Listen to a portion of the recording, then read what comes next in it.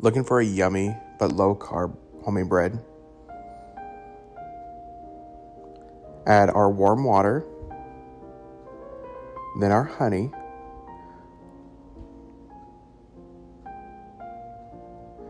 then we're going to add some yeast,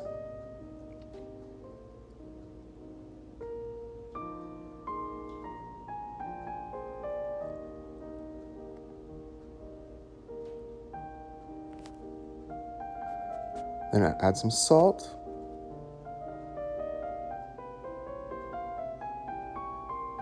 then I like to mix it all up, so get all the sugars and the yeast all mixed in the water, and then we'll wait for it about 5-10 minutes for the yeast to bloom. And you'll start noticing like big bubbles and things forming, and that's when you know your yeast is active. Look at all that.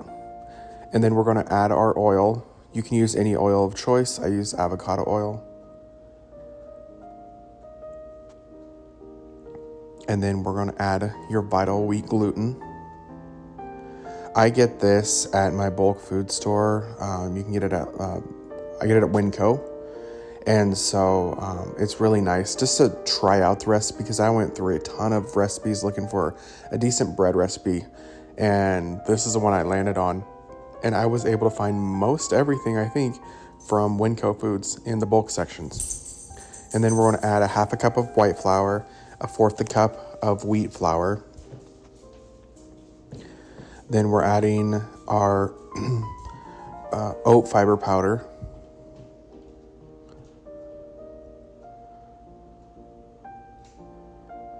You can get this online on Amazon, but I wanted just a small amount originally just to test to make sure I liked it. And then we're going to add our ground flaxseed. Lots of fiber in this bread, which is why it yields only 3 net calories. 3 net carbs.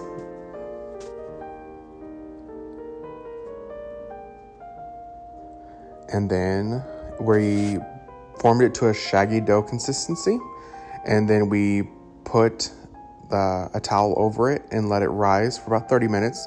And then here we push it back down and we mix it solid for 10 minutes because we need all that vital wheat gluten and everything to work together and form a strong texture, so the bread will hold its form. And then I like to weigh it out just so I know how much to split each loaf, because I'm pretty crazy and want it perfectly even as possible.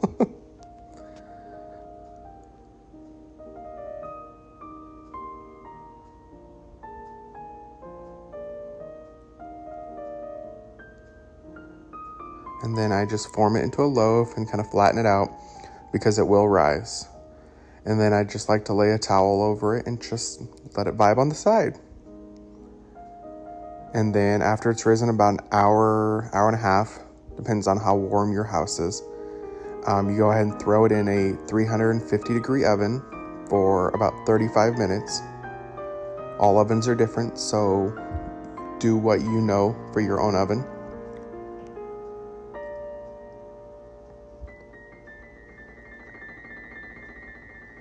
And then look how beautiful that bread is. So good. It's so hard to find good tasting low-carb bread. And then I pull mine right out of the pan right away, and I lay it on its side because this is a light, very, very light bread. And so I don't want it to like cave in or anything, so I just lay it on the side.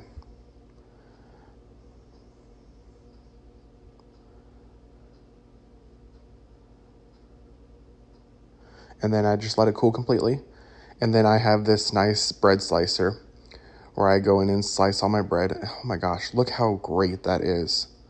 Such a yummy loaf of bread. I spent so long trying to find a decent bread recipe, and then I came across this one, and it was to die for.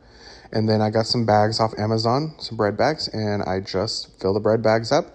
This yields 2 loaves, about 32 slices.